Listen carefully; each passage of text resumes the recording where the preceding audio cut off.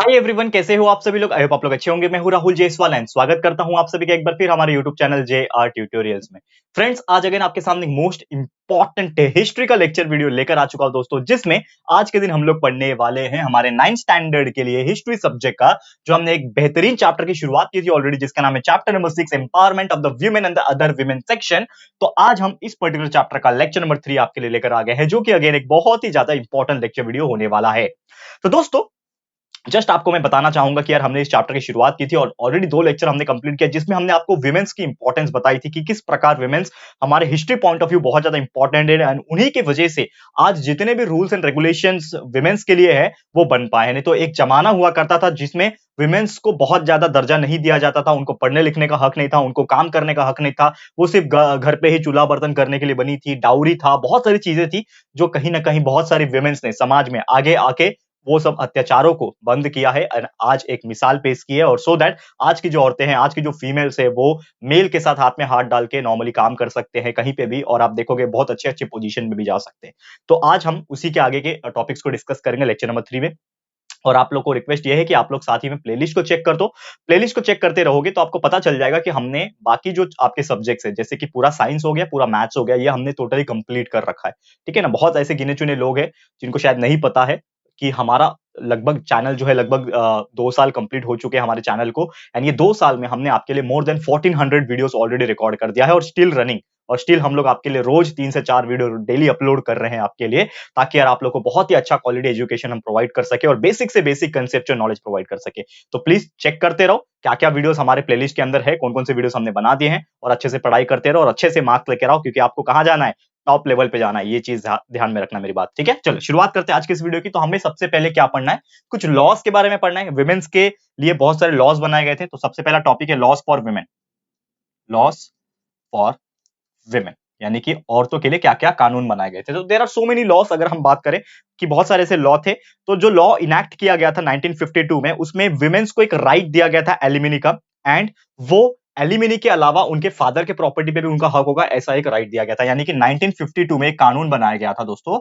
इसमें होता क्या था, क्योंकि इसके पहले के टाइम पे होता यह था बेसिकली कि अगर औरत है, एक फीमेल है किसी घर में, अगर वो शादी करके दूसरे के घर में चले जाती है, तो उसके घर में उसका कोई हक नहीं है। जैसे कि फॉर एग्जाम्पल कि कोई लेडी है, उसने अपने फादर का घर छोड़ के अपने हस्बैंड के घर पे चली गई, तो अपने फादर की प्रॉपर्टी में उसका कोई हिस्सा नहीं रहेगा। ऐसा पहले का नियम था, लेकिन नॉर्मली 1952 के एक्ट के हिसाब से नॉर्मली बोला जाता है कि अगर वो लेना चाहेगी तो ले सकती है, यानी कि उसका एक हक है। दूसरा चीज होता है एलिमिनी। एलिमिनी क्या होता है नॉर्मली, कि पहले के जमाने में क्या होता था कि डिवोर्स वगैरह जो थे वो बहुत रेयरली होते थे, होते भी थे तो नॉर्मली जो फीमेल्स थी उनको कुछ मिलता नहीं था अपनी देख रेख करने के लिए। लेकिन normally according to this law, कि अगर कोई हस्बैंड फीमेल्स को छोड़ता है तो नॉर्मली फीमेल्स को एलिमिनी का पूरा हक है। What do you mean by alimony? Some amount of money, husband के प्रॉपर्टी में से या फिर उसके पैसे में से कुछ अमाउंट ऑफ मनी जो है उसको दिया जाएगा, सो दैट वो अपना देखभाल कर सके उस पैसे, तो उसको एलिमनी कहा जाता है। ठीक है ना। तो ये सभी चीज और डिस्कस करेंगे, और नॉर्मली उसका एक हक है, उसका एक राइट है, स्त्री धन जिसको बोलते हैं। स्त्री का धन जो है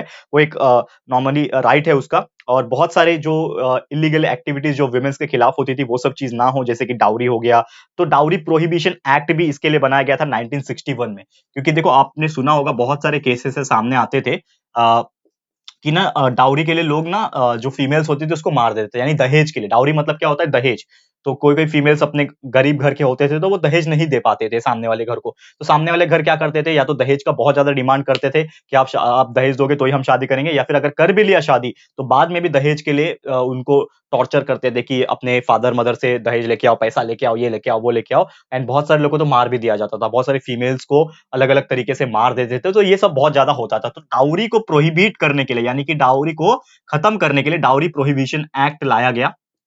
ठीक है ना। तो डाउरी प्रोहिबिशन एक्ट को लाया गया, जिसमें एक डर का माहौल क्रिएट हुआ कि यार अगर हम ऐसा करेंगे तो हमें कानूनन सजा मिल सकती है। तो इसके लिए थोड़ा सा जो चीजें था वो धीरे धीरे कम होने लगा, लेकिन फिर भी लोग अलग अलग तरीके से करते थे, ये सब चीजें होती थी। एंड इसके अलावा डाउरी प्रोहिबिशन के अलावा चाइल्ड एक्ट भी लाया गया, ताकि जो चाइल्ड होते थे, ठीक है ना, तो उनको काम ना करवाए, यानी कि एक तरीके से मजदूर जो बोलते हैं ना हम लोग, तो हम लोग को एक चीज पता है कि 18 साल के पहले तक काम नहीं करवाया जाता है, ठीक है। तो चाइल्ड भी एक्ट लाया गया, लेकिन हम वुमेन्स के बारे में पढ़ रहे हैं, इसके लिए चाइल्ड का बहुत ज्यादा यहाँ पे नहीं लाएंगे। तो चाइल्ड एक्ट भी बहुत सारा लाया गया था, लेकिन इसके अलावा एक चाइल्ड बर्थ एक्ट भी था नॉर्मली, ठीक है ना। और उनको एक और चीज दिया गया था कि अगर कोई फीमेल्स है और वो उस टाइम पे माँ बनने वाली है, तो उसको एक मैटरनिटी लीव लिया जाएगा, यानी कि अगर वो जॉब कर रही है, वो जो फीमेल है वो जॉब कर रही है and she wants to leave that particular company for a period of time, तो उसको अलाउ है, यानी कि मैटरनिटी लीव मिलेगा। यानी कि समझ लो कि लास्ट का 3 महीना बचा हुआ है, तो लास्ट का जो 3 मंथ होता है फीमेल्स के लिए, एक चाइल्ड जो कैरी करती है अपने वम के अंदर, तो बहुत डिफिकल्ट हो जाता है, ठीक है ना, सर्वाइव करना। तो उनको बस रेस्ट चाहिए होता है, तो उस माहौल में वो काम पे जा सकती है कि नहीं जा सकती, तो वो कंपनी की तरफ से उनको छुट्टी दी जाती है कि आप आराम करो, छुट्टी लो, और अपने जब चीजें हो जाएगी, सब सही हो जाएगी, आपकी हेल्थ जब वापस से हो जाएगी, तब आप वापस से काम पे आ जाना। तो ये सब चीज जो है रूल्स एंड रेगुलेशन ऐसा बनाया गया, मैटरनिटी बेनिफिट एक्ट बोलते हैं इसको। तो ऐसे बहुत सारी चीजें जो है 1961 से लागू होने लगी, जिसके वजह से विमेन्स को बहुत ज्यादा एडवांटेज होने लगा, ठीक है। नेक्स्ट अगर बात करेंगे awareness against the dowry tradition, ठीक है ना। तो देखो लॉ तो बना लिया, लेकिन अवेयरनेस फैलाना बहुत ज्यादा जरूरी है, क्योंकि कानून जब बन जाता है, कानून बनने के बाद लोगों को पता ही नहीं होता है कि ऐसा कानून नाम का कोई चीज है, तब तक लोग फॉलो नहीं करते हैं। जैसे कि अगर एग्जांपल कि चोरी करना एक गलत बात है, फॉर एग्जांपल आपको पता है कि चोरी करना गलत बात है, ये आपको किसने बताया चोरी करना गलत बात है? ऐसा नियम बना हुआ है ना, ऐसा एक लॉ बना हुआ है कि इफ आप किसी भी घर में चोरी करते हो, डाका डालते हो, कुछ भी किसी का सामान लूट लेते हो, तो आपको कानूनन सजा मिल सकती है, आपको पुलिस पकड़ के लेके जाएगी, आपको जेल हो सकती है, बहुत सारी चीजें हैं। ये आपको बताया है, किसी ने तो बताया है, मतलब अवेयरनेस क्रिएट की है। क्या पता अगर आपको पता ही नहीं होता कि चोरी करना मतलब आम बात है, कोई भी चीज, मैं किसी का भी सामान अपने पास लेके आ सकता हूँ, ये आम बात है, कोई सजा नहीं होगी, तो आप तो बिंदास चोरी करते जाके। हर कोई इंसान सोचता अरे उसके पास ये है तो मैं ये फटाफट ले लेता हूँ, क्योंकि मुझे सजा तो होगी नहीं। तो ये चीज ना हो, ये चीज गलत है, ये सब चीज हमें पता है, लेकिन उसको क्रिएट करना, क्या क्रिएट करना, अवेयरनेस क्रिएट करना, ये ज्यादा जरूरी है। तो awareness against the dowry prohibition, ठीक है, अगेंस्ट द डाउरी प्रोहिबिशन। तो डाउरी के अगेंस्ट में बहुत सारी चीजें अवेयरनेस क्रिएट की गई, बहुत सारी जो महिलाएं थी वो सामने आए, फीमेल सामने आए, सो दैट ये सब चीज के बारे में इंफॉर्मेशन लोगों तक पहुंचाया जा सके। और पहले के जमाने में लोग अलग अलग तरीके से फीमेल्स को मारते थे बिकॉज ऑफ डाउरी, कि आपने दहेज नहीं दिया। तो आपने बहुत सारे केसेस सुने होंगे कि फीमेल्स एक घर में है फॉर एग्जाम्पल, और फीमेल मर गई, तो नॉर्मली अगर पुलिस वगैरह आती है कि हाँ कैसे मरी, इन्वेस्टिगेशन करने के लिए, तो बोला यह जाता है कि हाँ वो तो अरे कुएं के पास कपड़ा धोने के लिए गई थी, कुएं में फिसल के गिर गई, उसकी डेथ हो गई, ऐसा लोग बहाना देते हैं। लेकिन एक्चुअल में उन्होंने, जो उनके फैमिली मेंबर्स होते हैं, उन्होंने उसको मारा होता है बिकॉज ऑफ द डाउरी। ऐसा बहुत सारे आपने सीरियल्स वगैरह में भी शायद देखा होगा, मूवीज वगैरह पुराने जमाने की देखा होगा, ठीक है ना। वॉशरूम में कपड़े धोते होते फिसल गई, सर पे चोट लग गया, मर गई, ठीक है ना, ऐसा हो गया है ना। ऐसे बहुत सारी चीजें जो है, ठीक है ना। दुपट्टा जो होता है, साड़ी का पल्लू होता है, उसमें आग लग गया अचानक से, तो वो पूरी जल के हो गई, लेकिन उसको जलाया जाता है। तो ये सब क्यों होता है? बिकॉज ऑफ दहेज, बिकॉज ऑफ द डाउरी। तो ये सब चीज ना हो, इसका एक अवेयरनेस क्रिएट किया गया कि यार ये सब चीज, एक डर का माहौल क्रिएट करो to the family members, if you are doing this then you will be behind the bars. अगर आप ये काम करोगे तो आपको जेल हो जाएगी, या फिर आपको बहुत कड़ी से कड़ी सजा हो सकती है। तो ये सब चीज का एक डर का माहौल क्रिएट होने लगा, and accordingly dowry prohibition amendment, ये एक्ट जो है वो शुरू किया गया 1984 में। बहुत तगड़ा कानून लाया गया 1984 से, ठीक है ना। डाउरी प्रोहिबिशन अमेंडमेंट एक्ट लाया गया 1984 से।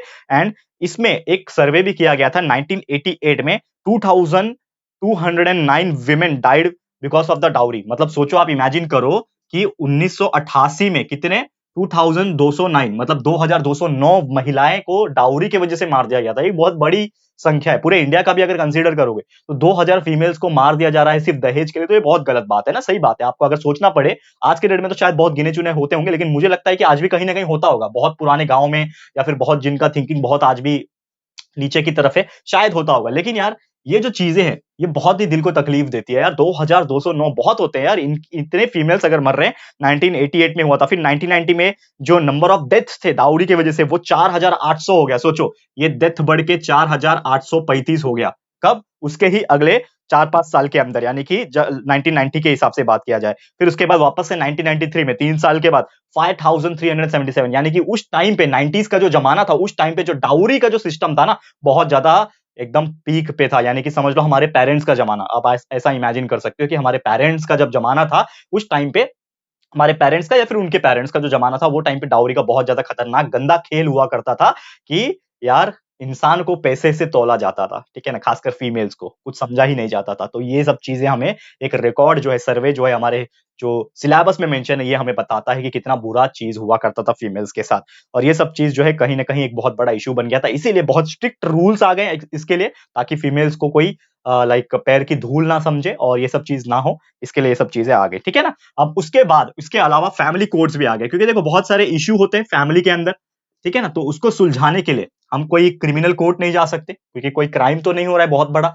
तो फैमिली इश्यूज को भी सुलझाने के लिए ऐसे फैमिली कोर्ट्स बनाए गए नॉर्मली। तो फैमिली कोर्ट्स एस्टैब्लिश किए गए थे बहुत सारी जगह पे, ताकि जो फैमिली के इश्यूज है उसको एक नॉर्मल तरीके से, अच्छी तरीके से सुलझाया जा सके। जो डिफरेंस होता है, कभी कभी शादी होने के बाद भी पति और पत्नी का नहीं जमता है, हस्बैंड एंड वाइफ का नहीं जमता है, तो उस चीज को सुलझाने के लिए फैमिली कोर्ट्स है। फॉर एग्जाम्पल किसी को डिवोर्स लेना है, कि फादर हस्बैंड एंड वाइफ है फॉर एग्जांपल, तो हस्बैंड को नहीं जम रहा है अपनी वाइफ के साथ, तो वो बोलेगा कि मुझे डिवोर्स चाहिए, तो वो डिवोर्स के लिए फाइल कर सकता है। तो वो जो फैसला होगा वो फैमिली कोर्ट में होगा। सेम जो फीमेल्स है वो भी अप्लाई कर सकती हैं हस्बैंड के डिवोर्स के लिए। पहले ऐसा हक नहीं था कि फीमेल्स जो है वो डिवोर्स के लिए अप्लाई नहीं कर सकती, लेकिन ये हक आज बना दिया गया है कि फीमेल्स भी है, अगर चाहे तो वो डिवोर्स ले सकते हैं। अगर वो अपने हस्बैंड से खुश नहीं है या फिर उनकी फैमिली से खुश नहीं है, तो वो डिवोर्स के लिए अप्लाई कर सकती है। फिर साथ ही में एलिमनी जो होता है, यानी कि अगर डिवोर्स हो जाता है तो उसके बाद मुझे अपने खर्चे के लिए पैसे चाहिए, जिसको एलिमनी बोलते हैं, तो वो भी उसका भी हक बनाया गया है। फिर सिंगल पेरेंटहुड के लिए कोई कोई ऐसा होता है कि बच्चे भी हो जाते हैं, तो वो बोलता है, फादर बोलता है कि नहीं बच्चा मेरे साथ रहेगा, मदर बोलती है नहीं बच्चा मेरे साथ रहेगा। आपने देखा होगा बहुत सारे सीरियल्स में एंड मूवीज में। तो ये सब चीज सिंगल पेरेंटिंग जिसको बोलते हैं, सेपरेशन हो गया, केयर ऑफ चिल्ड्रन हो गया, ओनरशिप हो गया, तो ये जितने भी फैमिली चीजें, फैमिली वाली चीजें होती है, वो कहीं ना कहीं इस फैमिली कोर्स में डिस्कस की जाती है। क्लियर है? तो उम्मीद करता हूं कि ये चीज आपको समझ में आ गया होगा। नेक्स्ट अगर बात करें, जो कि ये ट्रायल इन्वॉल्विंग एलिमनी, तो एलिमनी के रिगार्डिंग में बहुत सारे रूल्स बनाए गए थे 1985 में, ठीक है, ये हम लोग डिस्कस करेंगे। एलिमनी, ठीक है। तो एलिमनी के अकॉर्डिंगली अगर ट्रायल की अगर हम बात करें, तो एक फिक्स अमाउंट जो है वो एक मैरिड वुमेन जो है उसको पे किया जाएगा, अगर वो चाहेगी डिवोर्स लेना। जैसे कि अगर कोई फीमेल है, ठीक है ना, अगर कोई फीमेल है वो अपने हस्बैंड से चाहती है कि यार मुझे आपसे डिवोर्स चाहिए, मुझे आपके साथ नहीं रहना है, एंड दोनों में हो जाता है कि चलो डिवोर्स हो जाएगा। लेकिन जब फीमेल अलग हो जाएगी तो उसको ख्याल कौन रखेगा, उसका देखभाल कौन रखेगा, उसका खर्चा कौन संभालेगा? तो उसके लिए एक एलिमनी का सिस्टम बनाया गया है, so that husband will give some fix amount of money to the women, to their wife, so that वो अपना गुजारा कर सके। और इसी चीज को एलिमनी कहा जाता है। तो ये केस नॉर्मली एक मोहम्मद अहमद खान थे, और उनकी वाइफ साहब बानो बेगम के साथ सुप्रीम कोर्ट में इसके लिए फैसला हो रहा था। और ये बताया गया था कि जो आपका जो कुछ हिस्सा है वो आपको उनको देना पड़ेगा, सो दैट वो सरवाइव कर सके। और इसके लिए बहुत सारे प्रोटेस्ट वगैरह भी हुए थे, ठीक है ना। और मुस्लिम के लिए यहाँ पे मुस्लिम विमेंस एक्ट भी निकाला गया था नॉर्मली, जो पार्लियामेंट से पास किया गया था। तो ये सभी चीज इस टॉपिक में हमने डिस्कस किया। क्लियर है? तो उम्मीद करता हूं कि ये चीज आपको समझ में आ गया होगा। एक और यहाँ पे बहुत ही अच्छा टॉपिक है जिसका नाम है सती प्रिवेंशन, ठीक है ना। एक एक्ट बनाया गया था जिसका नाम है सती प्रिवेंशन एक्ट, ठीक है ना। अभी सती प्रिवेंशन एक्ट क्या है? आपने ये वर्ड सुना होगा सती, मैंने बहुत बार डिस्कस किया है हिस्ट्री जब भी मैंने पढ़ा है। तो सती का मतलब क्या है कि पहले के जमाने में जब फीमेल्स होती थी ना, फीमेल्स, तो फीमेल्स जब उसके हस्बैंड मर जाते थे, बहुत पहले के जमाने की बात कर रहा हूं, तो हस्बैंड जब मर जाते थे तो जो फीमेल्स होती थी उनको जला दिया जाता था, या फिर उनको सर मुंडवा दिया जाता था। तो ये सब चीज को सती कहा जाता है, ठीक है ना। तो सती को प्रिवेंट करना, यानी कि फीमेल्स को ऐसा नहीं होने देना है, फीमेल्स को नहीं मरने देना है, और ये सब चीज ना हो, इसके लिए ये एक्ट निकाला गया। तो 1987 में रूप कनवर, जो कि एक मैरिड वुमेन थी, उन्होंने सती कमिट कर लिया था नॉर्मली, एंड उन्होंने अपने मर्जी से ये सब चीजें किया था। तो नॉर्मली बहुत सारी चीज, ये सब चीज ना हो, तो बहुत सारे विमेन एक्टिविटीज और जर्नलिस्ट ये सामने आए, और ये फ्यूचर में कभी ना हो, तो ये सब चीज के लिए बहुत ज्यादा उन्होंने एक तरीके से मेहनत किया। जिनका नाम था मीना मेनन हो गई, गीता शिशु हो गई, सुजाता आनंदन हो गए, अनु जोसेफ, कल्पना शर्मा, ये सब ने इन्वेस्टिगेशन किया था इस केस के बारे में। और 1988 में गवर्नमेंट ने पास किया था Sati prevention act with a stringent provision, यानी कि बहुत ही कड़क प्रावधान दिया था कि ये सब चीज बिल्कुल नहीं आज के बाद होना चाहिए। और ये रूल आज भी है। आज आज देखो कितना इंडिपेंडेंस हो गया है कि अगर आप डिवोर्स लेना चाहते हो ले लो, कोई प्रॉब्लम नहीं है, आप खुद से जिंदगी जी सकते हो। और आजकल तो फीमेल्स जो है पढ़ी लिखी होती है, तो वो अपना जॉब खुद कर सकती है, वो अपना खुद खर्चा नहीं कर सकती है, एंड सती वगैरह जो है ऑलमोस्ट खत्म हो चुका है इस दुनिया से। नेक्स्ट टॉपिक की अगर बात करें, जो कि हमारा आज का आखिरी टॉपिक है, जिसका नाम है protection of human rights. Human rights act को भी प्रोटेक्ट करना, ये भी बहुत ज्यादा जरूरी है। ह्यूमन राइट एक्ट, ठीक है, इसका प्रोटेक्शन करना। तो ह्यूमन राइट क्या होता है? देखो, हर एक इंसान का एक हक होता है, एक नॉर्मल हक होता है, इक्वालिटी, ठीक है ना, right to speech, right to like right to freedom हो गया, राइट टू इक्वालिटी हो गया, ये सब हमारा कुछ हक है।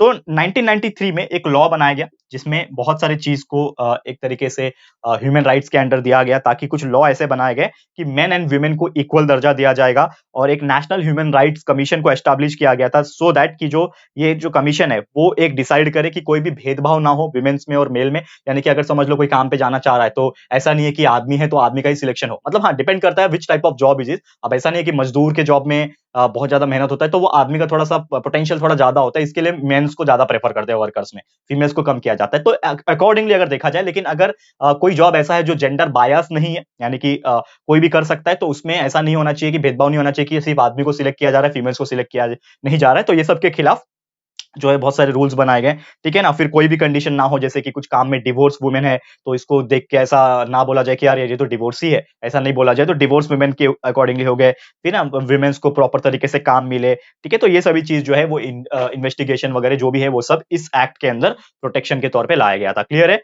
तो उम्मीद करता हूं कि यार ये भी चीज आपको बहुत ही अच्छी तरीके से समझ में आ गया होगा। तो बस दोस्तों, इसी के साथ फिर आज का जो लेक्चर है ये मैं समाप्त करूंगा। बहुत सारे टॉपिक्स आज हमने डिस्कस किए, लेकिन वुमेन्स के बारे में और भी बहुत सारी चीजें पढ़ना है कि किस प्रकार वुमेन्स के लिए अलग से रिजर्वेशन मिलता है, और क्या-क्या चीजें हैं जो हम लोग इस टॉपिक के अंदर पढ़ेंगे आने वाले लेक्चर्स में। क्योंकि देखो, चैप्टर बहुत ज्यादा बड़ा है, अगर आप देखोगे चैप्टर बहुत ज्यादा बड़ा है, हम धीरे-धीरे डिस्कस करेंगे, आपको टेंशन नहीं लेना है, सिलेबस बहुत ही आगे चल रहा है हम लोग का, क्योंकि बाकी साइंस और मैथ सब्जेक्ट जो है वो कंप्लीट हो चुका है लगभग। आप देखोगे तो ये हिस्ट्री हमारे इसके पहले का 5 चैप्टर कंप्लीट है, प्लेलिस्ट चेक कर लो। ज्योग्राफी भी लगभग 5 to 6 चैप्टर्स कंप्लीट है, सिविक्स आपका जो पॉलिटिकल साइंस है वो भी 2 से 3 चैप्टर कंप्लीट है, मतलब गिने चुने 2 से 4 चैप्टर कुल मिला के बचे हुए, तो वो भी हम लोग आने वाले टाइम में जल्द से जल्द खत्म करेंगे, और आपका पूरा एंटायर बुक, पूरा एंटायर सिलेबस, हर सब्जेक्ट कंप्लीट हो जाएगा हमारे चैनल जेआर ट्यूटोरियल्स पे, ठीक है। तो हम आपसे वादा करते हैं कि हर चीज आपको मिलेगा, आप बस बने रहना और अपना प्यार दिखाते रहना। इसी के साथ वीडियो समाप्त होता है। ये वीडियो आपको कैसा लगा है प्लीज हमें कमेंट करके बताना, अपनी राय और सजेशन जरूर से देना। वीडियो पसंद आया है, अच्छा लगा है दोस्तों, तो प्लीज वीडियो को लाइक कीजिएगा दोस्तों, एंड शेयर जरूर से कर देना अपने सारे फ्रेंड्स एंड रिलेटिव्स को, फटाफट से शेयर कर दो दोस्तों। एंड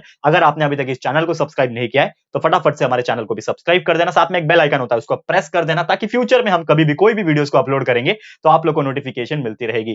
ठीक है फ्रेंड्स, तो मिलते हैं हमारे अगले वीडियो में। ये वीडियो देखने के लिए thank you and good bye.